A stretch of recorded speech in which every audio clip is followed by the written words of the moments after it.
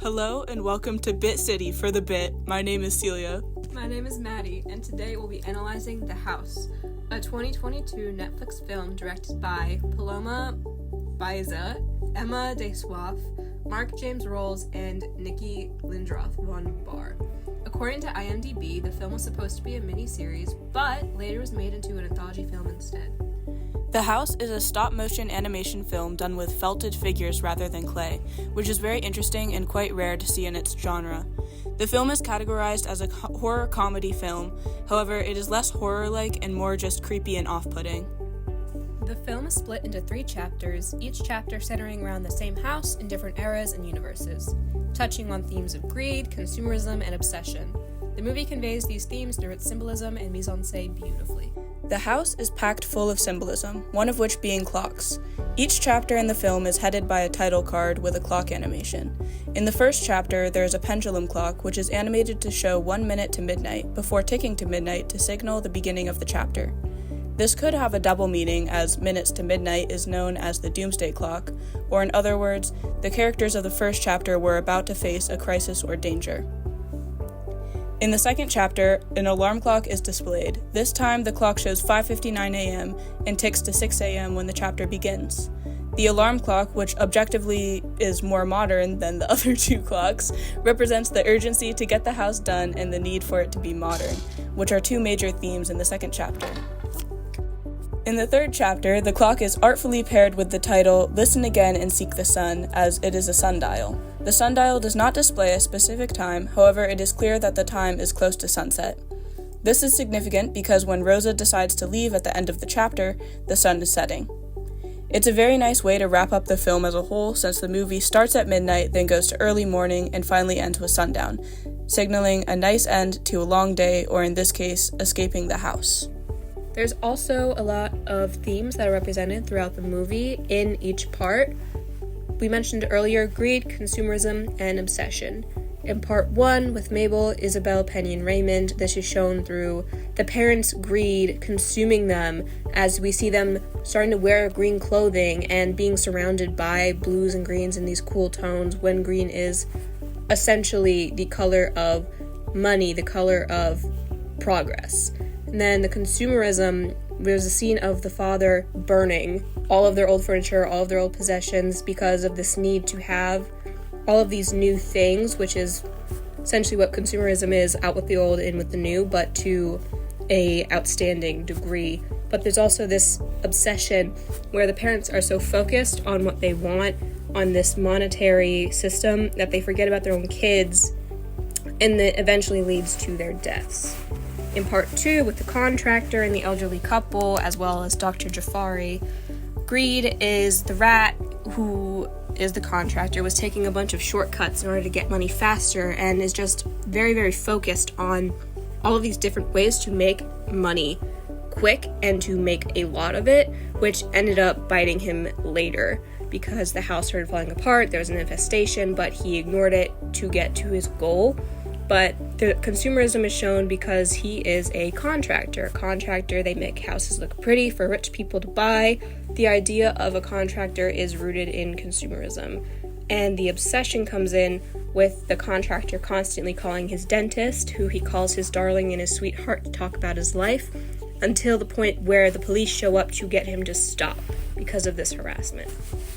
And then in part 3, the greed is shown, as well as the consumerism is shown, with Rosa's need for money and her need for tenants and her obsession with getting tenants, getting these people in, and she just focuses so much on getting tenants, fixing up the house, and getting money that she doesn't see that she's running herself into the ground and that the world around her is falling apart.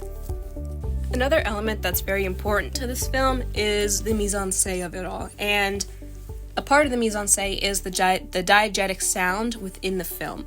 Diegetic sound is essentially all of the sound in the movie that the characters themselves can experience. So things like footsteps or wood creaking or wind, stuff like that is all under diegetic sound. And why it's important is because these characters are completely fabricated. They aren't made of human, they aren't human, they are made of clay, they're made of felt. and we need something to connect with. We need to see them as real and not just made up. So diegetic sound, it really works in order to help us to empathize and really see these characters come alive in a sense. So sounds in the movie like footsteps, wind, and clothes shifting are really important to aid the illusions that these characters are real, because if the film only relied on the voice actors and non-diegetic sound, like the music when it gets really tense, it wouldn't feel as immersive or complete. There's also some very nuanced movements within the characters themselves, because there can't really be much variation with how the characters move because everything is so detailed and definite, because they are fake, they can't move on their own. The facial expressions, the minute changes in how they're posed, what they're doing, and them interacting with the world around them, like the wind blowing through their hair, is very important in order to provide that layer of emotional connection with the audience. The entire film is very poetic. When the chapter titles are put together, they resemble a poem. And heard within a lie is spun, then lost is truth that can't be won. Listen again and seek the sun. Each line perfectly describes the path that the characters follow throughout the film. Having each title tied together is incredibly artful, and the poem itself is very beautiful. Another obvious poetic piece of the movie is its use of poetic devices such as anthropomorphism. In chapters 2 and 3, the main characters are rats and cats. By using this poetic device, the movie can split up the sections more clearly and provide another layer of symbols into the film.